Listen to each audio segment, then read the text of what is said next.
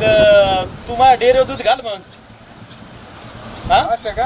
हा मग तुम्ही डेअरी चालू केली म्हणायची. अरे रामराव दूध घालायला काय? हा दुधासाठी घेतो ना.